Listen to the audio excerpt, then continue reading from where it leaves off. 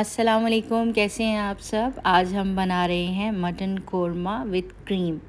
तो स्टार्ट करते हैं आज की रेसिपी। ये मैंने 1 केजी मटन ले लिया है जो मैंने धो के और फ्रीज़ किया हुआ था।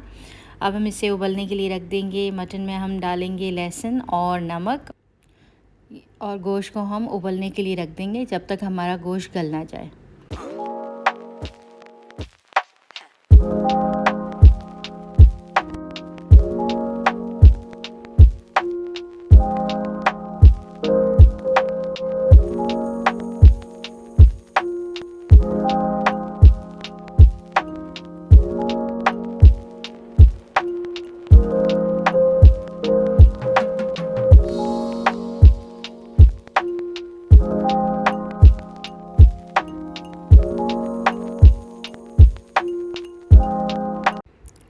चलें जी, तो यहाँ हमारा गोश्त गल चुका है। हम आगे की रेसिपी स्टार्ट करते हैं।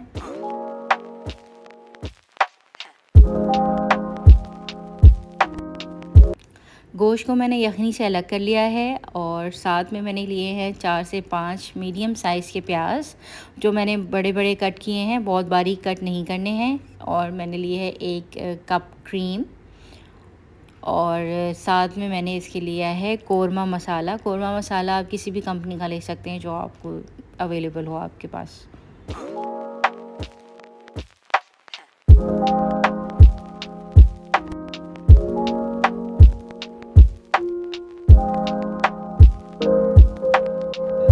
चलें जी, स्टार्ट करते हैं। यहाँ मैं पहले लूँगी ऑयल। ऑयल में मैं प्याज फ्राई कर लूँगी।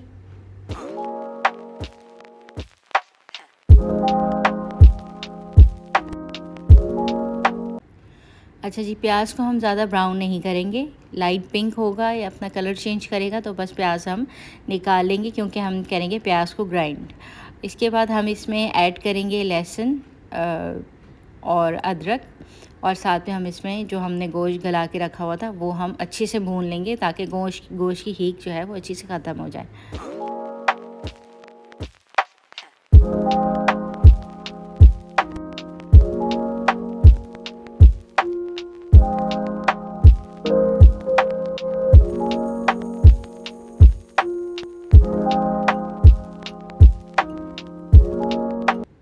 जो प्याज मैंने फ्राई किया था इसको मैंने ग्राइंड कर लिया है और अब इसका पेस्ट बना के मैंने इसमें ऐड किया। अब मैं इसे अच्छी तरह भूनूंगी और फिर इसके साथ हम इसमें थोड़ी थोड़ी यखनी ऐड करके इसको भूनते रहेंगे जब तक ये प्याज अच्छी से हमारा पक ना जाए। और फिर इसके बाद हम इसमें कोरमा मसाला ऐड करेंगे और फिर से भूनेंगे। गोश्त है, आपको पता है हींग रह जाती है थोड़ी बहुत, तो इसको इतना आपने भूनना है गोश्त को कि इसकी हींग ख़त्म हो जाए। मैं इसमें यखनी ऐड कर रही हूँ जो मैंने गोश्त में से अलग की थी।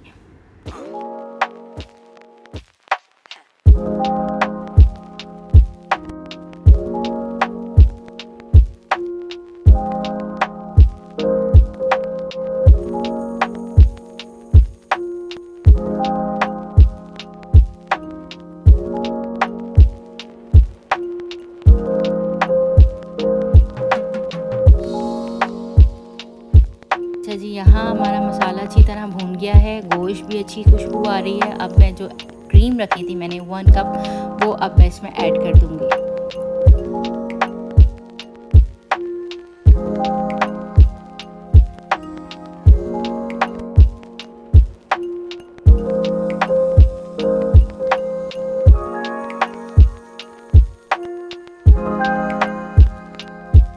क्रीम ऐड करने के बाद जब इसको ऑयल ऊपर आ जाए तो हम इसको बस डिश आउट कर लेंगे। क्रीम ऐड करने के बाद हमने इसमें पानी ऐड नहीं करना।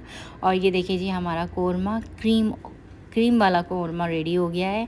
अब हम इसे डिश आउट करते हैं और ये रेसिपी आप ज़रूर ट्राई कीजिएगा और मुझे बताइएगा कि ये रेसिपी आपकी कैसी बनी। मिलते हैं नेक्स्ट वीडियो में, तब तक के लिए अल्लाह हाफ़िज़।